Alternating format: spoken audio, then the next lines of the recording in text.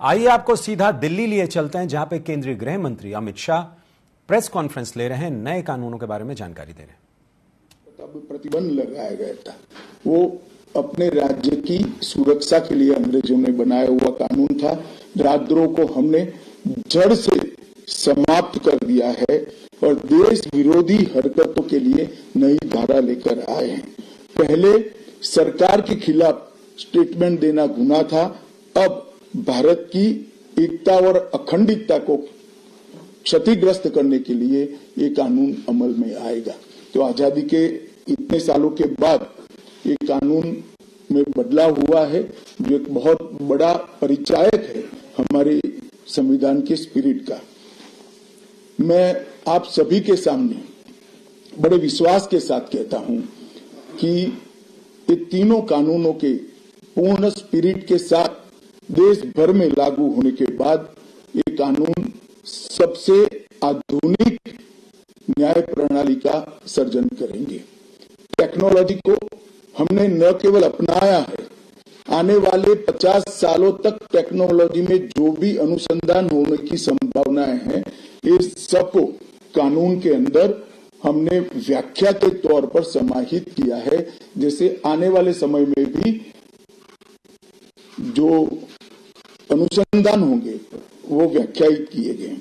ये विश्व की सबसे आधुनिक न्याय प्रणाली बनेगी, इसका मुझे विश्वास है।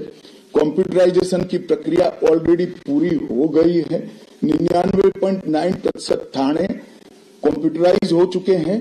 ई रिकॉर्ड जनरेट करने की प्रक्रिया भी हमने 2019 से ही चालू कर दी थी।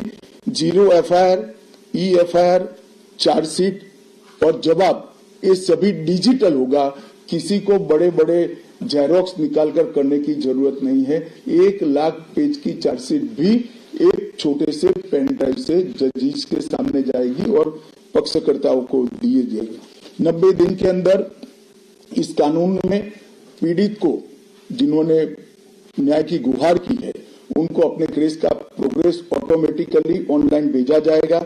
हमने इसके अंदर 7 साल और उससे ज्यादा सजा वाले सभी गुना में फॉरेंसिक की टीम की विजिट को कंपलसरी कर फॉरेंसिक एविडेंस को कानूनी जामा पहनाने का काम किया है।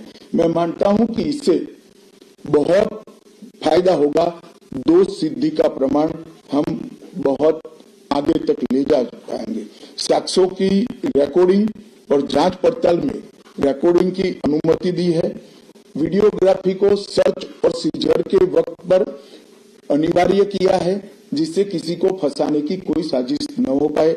ई बयान, बलात्कार की पीड़िता का या छेड़खानी की पीड़िता का ई बयान को भी कानूनी माना गया है और कोर्ट में ऑडियो वीडियो के माध्यम से पेशी करने का भी प्रावधान हमने किया है।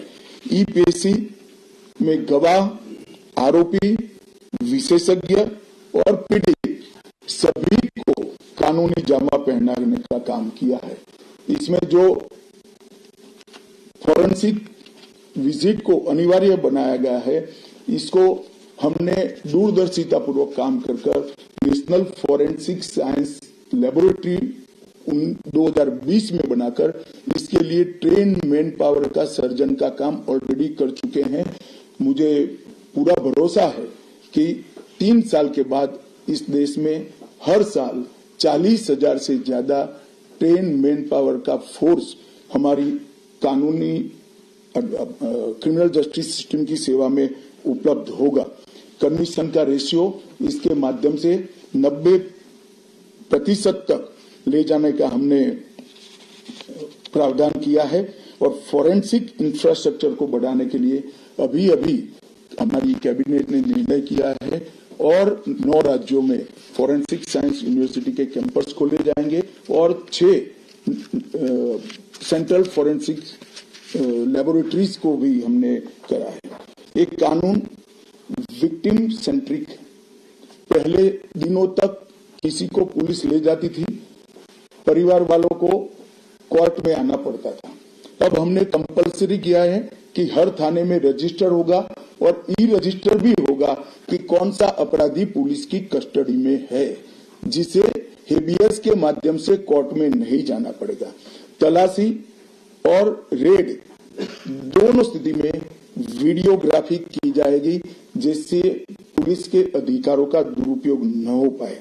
और हमने अपराधियों को बेल को भी लंबे समय तक लंबित केसों में कानूनन बना दिया है, जिसमें एक निश्चित समय मर्यादा अपराध के अंदर जो सजा है उसके अनुपात में हो जाने के बाद जेल सुपरिटेंडेंट की जिम्मेदारी होगी कि इसको बेल पर रिहा किया जाए। तो इसके लिए कोर्ट में किसी को जाने की जरूरत नहीं पड़ेगी। इसमें विक्टिम को अपनी बात रखने का मौका मिलेगा, इंफॉर्मेशन का अधिकार मिलेगा और नुकसान के लिए क्षतिपूर्ति का भी अधिकार पहली बार भारतीय कानूनों में हम करने जा रहे हैं। 0 एफआईआर, विक्टिम की एफआईआर की प्रति की निःशुल्क प्राप्ति और 90 दिन में जांच का रिपोर्ट देने से इससे बहुत बड़ा फायदा होगा। समय पर न्याय लगभग 35 न्याय प्रणाली की 35 धाराओं में हमने समय मर्यादा निश्चित की है और ये टेक्निक के आधार पर प्रोसीडिंग्स होने के कारण भी समय पर न्याय मिलेगा। 3 दिन में एफआईआर दर्ज करनी है, 7 दिन के भीतर जांच रिपोर्ट पीड़िता के सार्वजनिक करनी है, 60 दिन के अंदर ही अपराध तय करने हैं और घोषित अपराधियों के खिलाफ 90 दिन के अंदर मुकदमा कायम करना है और आपराधिक मामलों में मुकदमे की सुनवाई के बाद ज्यादा से ज्यादा 45 दिन के अंदर जजमेंट की घोषणा करनी है। तो कई जगह पे हमने समय को कम कर बाध्य कर हमने जल्दी से न्याय मिल पाए इस दिशा में काम किया है। हमने 3 वर्ष से कम कारावास में 60 वर्ष से अधिक उम्र में के लोग जो है, इसमें पुलिस अधिकारी की पूर्व अनुमति अरेस्ट के लिए अनिवार्य करी है। गिरफ्तार व्यक्ति को 24 घंटे में मजिस्ट्रेट के सामने ले जाने का प्रावधान भी कानूनी बनाया है और 20 से ऐसी ज्यादा धाराएं हैं जिसमें पुलिस की जवाबदेही हमने सुनिश्चित करी है। पहली बार पी का भी हमने प्रावधान इसके अंदर किया है। साक्ष्यों के संबंध में भी टेक्नोलॉजी को हमने बढ़ावा दिया है। इलेक्ट्रॉनिक साक्ष्यों के प्रति विश्वसनीयता बढ़े, इसके लिए कानूनी प्रावधान कड़े किए हैं। सर्वर लॉग, स्थान संबंधी साक्ष्य और वॉइसमेल, ये सब की व्याख्याएं की गई है। अब न्याय प्रक्रिया संविधान की 8वीं अनुसूची में आने वाली सभी भाषाओं में काम करती हो जाएगी। हमारी स्थानीय भाषाओं के लिए बहुत बड़ा फैसला है। हमारा पूरा सॉफ्टवेयर जो बनेगा वो 8वीं अनुसूची में आने वाली सभी भाषाओं में बनेगा। कानून बनने के बाद, संसद में पारित करने के बाद तैयारी के लिए ढेर सारा प्रयास भारत सरकार के गृह मंत्रालय और हर राज्य के गृह मंत्रालय और जस्टिस मंत्रालय ने किया है।